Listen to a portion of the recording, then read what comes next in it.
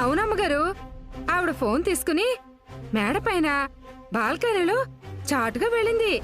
మామూలుగా ఫోన్ని గదిలో కూర్చుని మాట్లాడొచ్చు, లేదంటే దర్జాగా గార్డెన్ లో కూర్చుని మాట్లాడొచ్చు. అంత దూరం అంత సాటుగా వచ్చిందంటే ఖచ్చితంగా ఆ ఫోన్ వెనకమాల ఏదో ఒక రహస్యం ఉండి ఉంటుంది. అందుకని ఆవిడ గారు అంత రహస్యంగా ఫోన్లో ఎవరితో మాట్లాడుతున్నారో తెలుసుకుంటే ఆవిడ గురించి కొన్ని నిజాలు బయటకొస్తాయి. అవును, పద. ఆ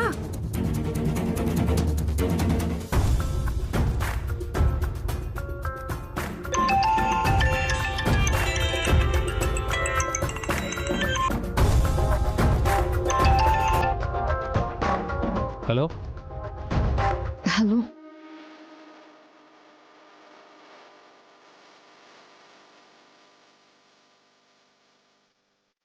రాధిక,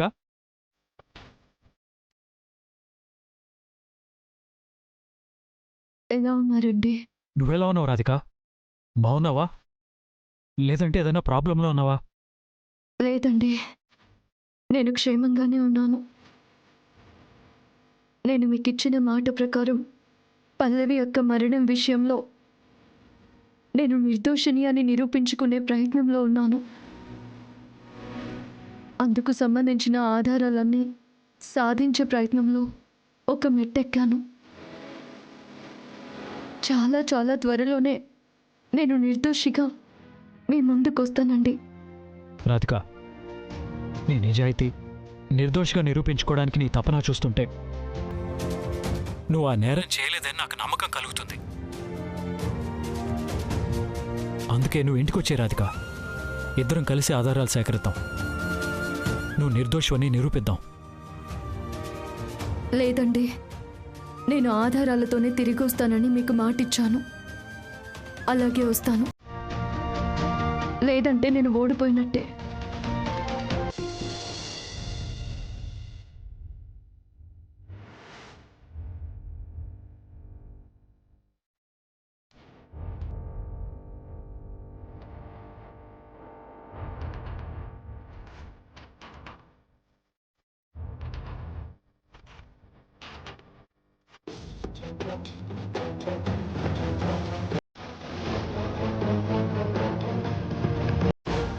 కొంతమంది దృష్టిలో నేను దోషిగా మిగిలిపోతానండి. రాధిక, నువ్వు నిర్దోషివని నేనే నమ్ముతున్నాను. ఇంకెవరి గురించి ఆలోచిస్తావేంటి? ఏమండి, మొదటి నుంచి నా మీద మీకు నమ్మకం ఉంది. పల్లవి యొక్క మరణం వెనుక నా ప్రమేయం ఉందని ఎవరో చెప్పిన మాటలు విని మీరు నన్ను అనుమానించారే తప్ప నేనే హంతకురాలనని మీరెప్పుడూ అనలేదు, నమ్మలేదు. అందుకని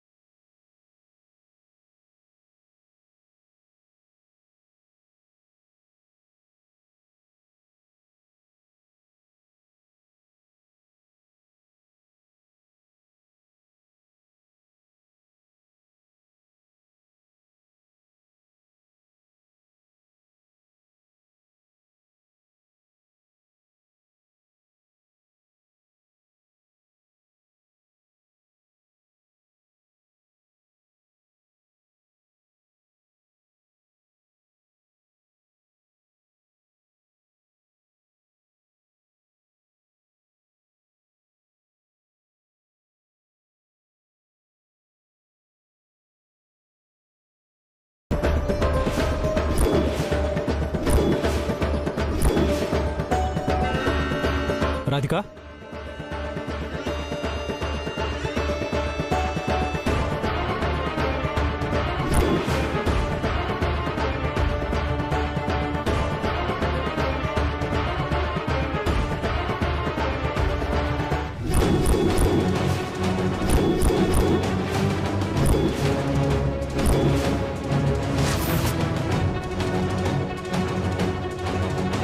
రాధిక, అవును హారిక, నేను చనిపోయానని మా అమ్మతో సహా అందరూ అనుకున్నారు.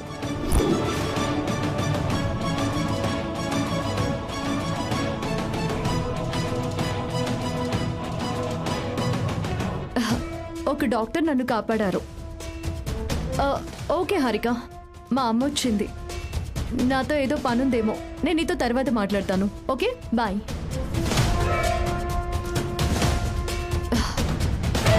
నా ఫ్రెండ్ హారికతో మాట్లాడుతున్నానమ్మా. అలా అయితే ఇంట్లో ఎక్కడో ఒకచోట ఉండి మాట్లాడొచ్చు కదా. ఏదో దేశద్రోహులు తీవ్రవాదులతో మాట్లాడుతున్నట్టు ఇలా మూలకొచ్చి మాట్లాడుకోవాల్సిన అవసరం ఏంటి?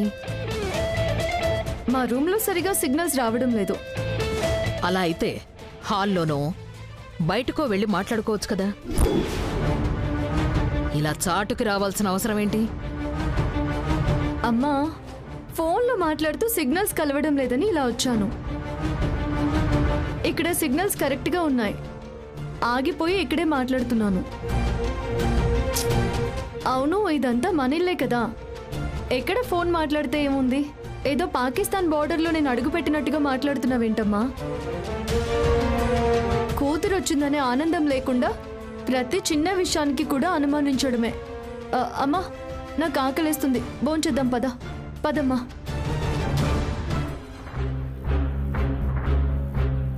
అమ్మగారు, ఆ ఫోన్ వెనక ఏదో మర్మం ఉంది. కానీ మాటలతో మేనేజ్ చేసేసింది, మిమ్మల్ని మాయ చేసేసింది. ఆ మాయా మర్మం తేల్చడానికే కదా దాన్నిక్కడకు రప్పించింది. తేలుస్తా, బండారం మొత్తం తేలుస్తా.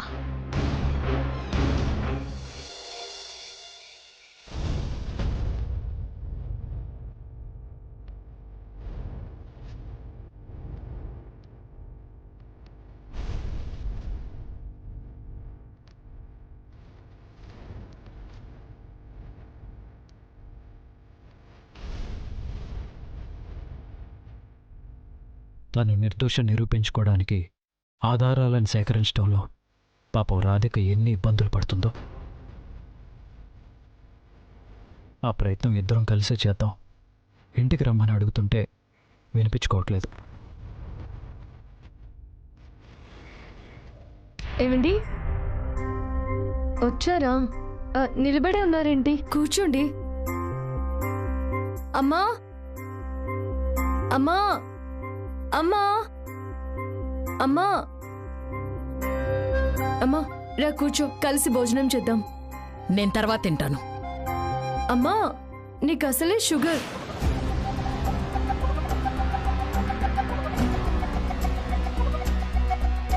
అమ్మో, అమ్మగారికి షుగర్ అన్న విషయం చెప్పేస్తున్నారంటే కొంప తీసి కూడా పల్లవమ్మగారేనా ఏంటి? అమ్మా, నువ్వు టైంకి తిని టాబ్లెట్స్ వేసుకోకపోతే నీ హెల్త్ ఏమవుతుంది చెప్పు? నా హెల్త్ గురించి నాకు తెలుసులే గాని నువ్వుండు. అమ్మా, నీ కూతురు ఇన్నేళ్ల తర్వాత వచ్చింది. నీ కూతురుతో కలిసి భోంచేవా? రా రా రా, కూర్చో. కూర్చోమ్మా, కూర్చో. ఏమండి, మీరు కూడా కూర్చోండి. కూర్చోండి. అమ్మా, నేనే వడ్డిస్తాను. మన ముగ్గురం ఎంచక్క కలిసి భోంచేద్దాం.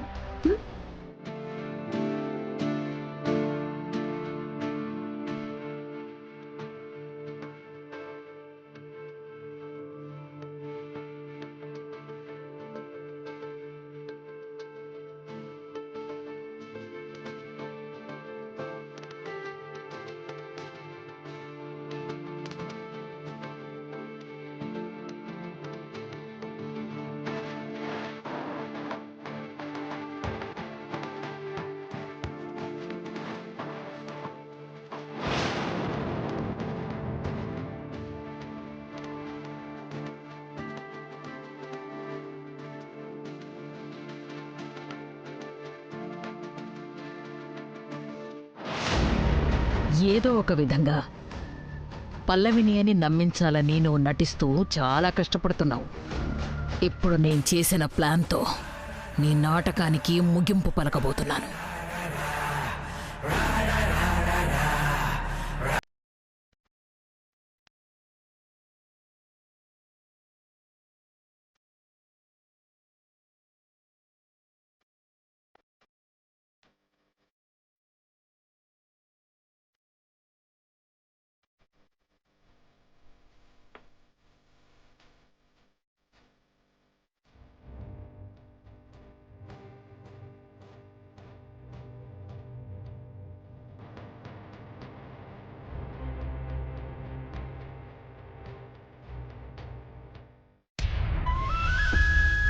ఏవండి, తినండి. అత్తయ్య, ఏంటి? నా కూతురు ఎక్కడుందని అడిగితే అమెరికాలో ఉందని చెప్పారు మీరు.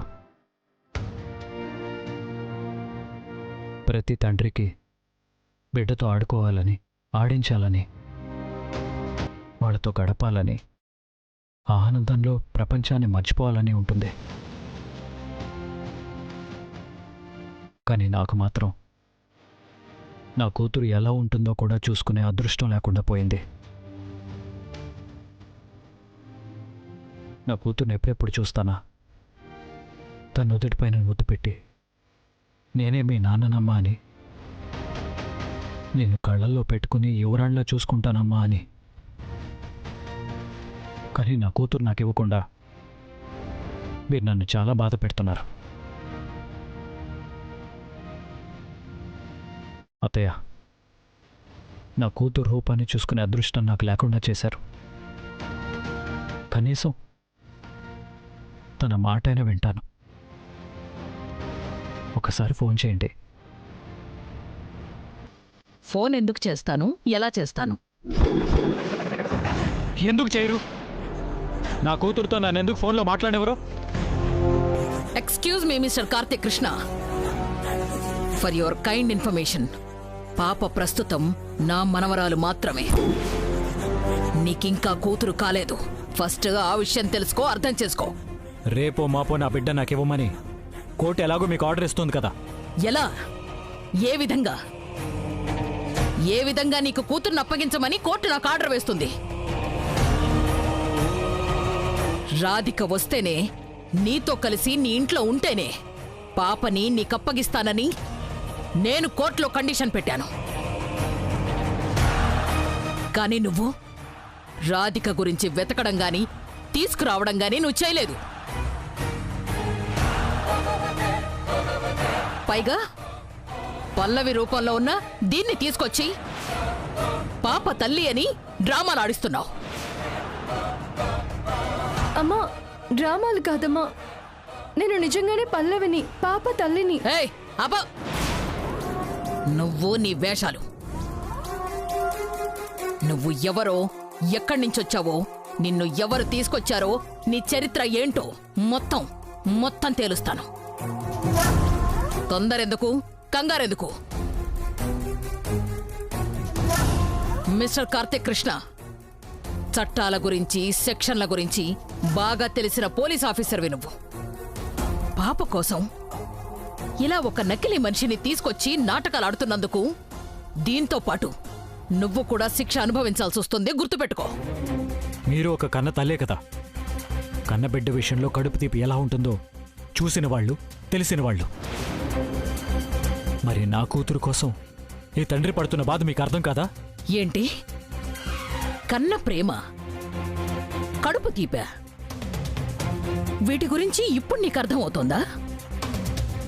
ఆ రోజు ఇదే ఇంట్లోంచి నా కూతుర్ని నా కళ్ళ ముందే నువ్వు తీసుకెళ్తున్నప్పుడు ఆ క్షణంలో ఈ కన్న తల్లి పడ్డ బాధ నీకు అర్థం కాలేదా? నా కూతుర్ని నా నుంచి దూరం చేయడమే కాకుండా ఈ లోకంలోనే లేకుండా చేసావు.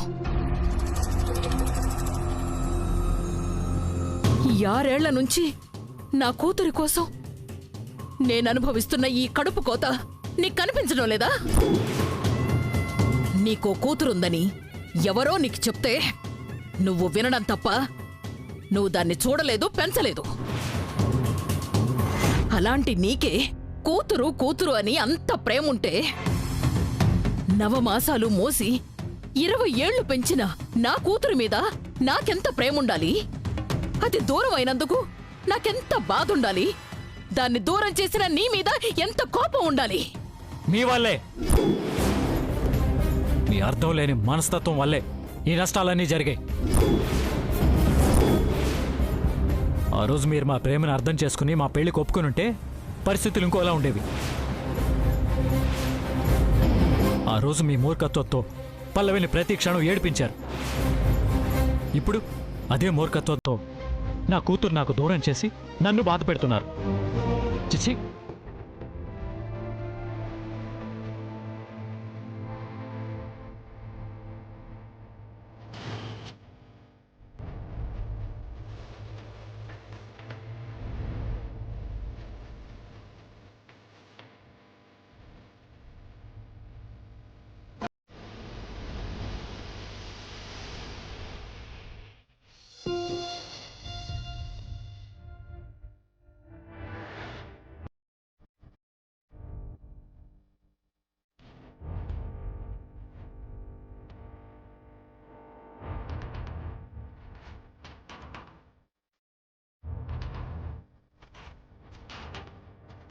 ఏంటండి ఇది?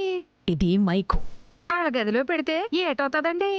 ఆ నకిలీ పల్లవి ఎవరో ఎక్కడి నుంచొచ్చిందో తెలిసిపోతుంది.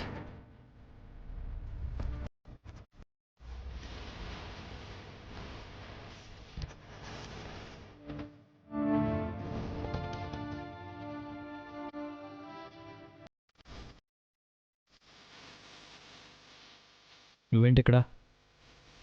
అడుగుతుంది నిన్నే, సమాధానం చెప్పేంటి? అది రూమ్లో మంచినీళ్ళు ఉన్నాయో లేదో చూద్దామని వచ్చాను సార్. పెట్టేశాను, మంచినీళ్ళు పెట్టేశాను.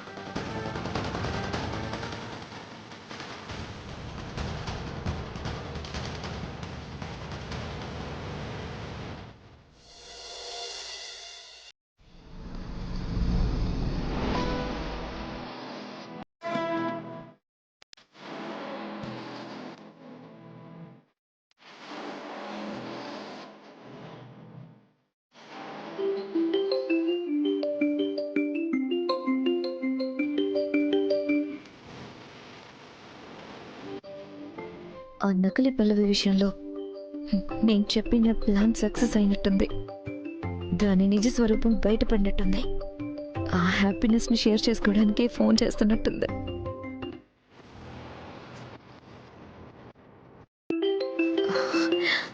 హలో, ఏమైంది? నేను చెప్పింది చెప్పినట్టు ఫాలో చేసావా?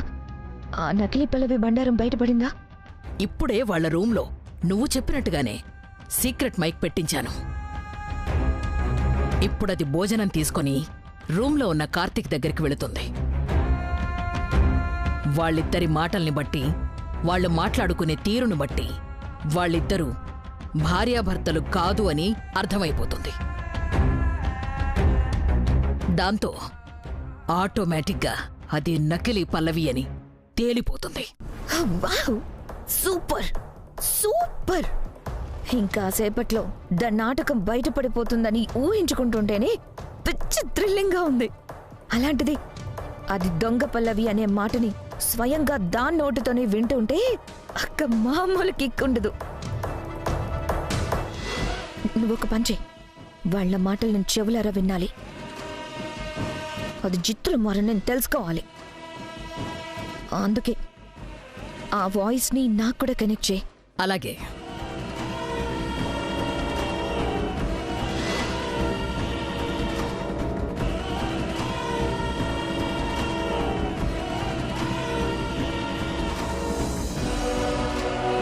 కనెక్ట్ చేశాను. అయిందా? అయింది, కనెక్ట్ అయింది. ఏ నకిలీ పల్లవి, నీ మాటలు వినాలని వెయిట్ చేస్తున్నాను. వచ్చి త్వరగా వచ్చి.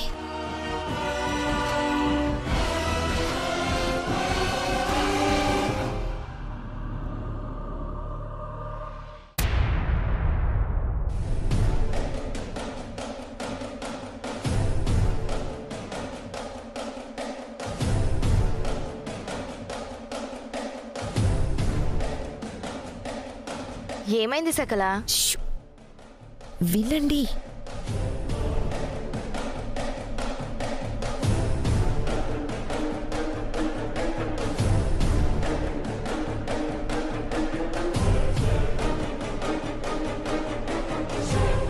సకల ఏంటి?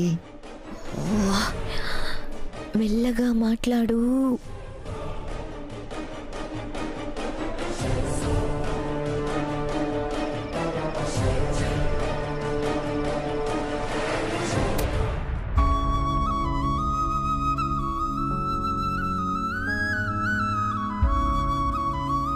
ఏమండి, భోంచేయండి.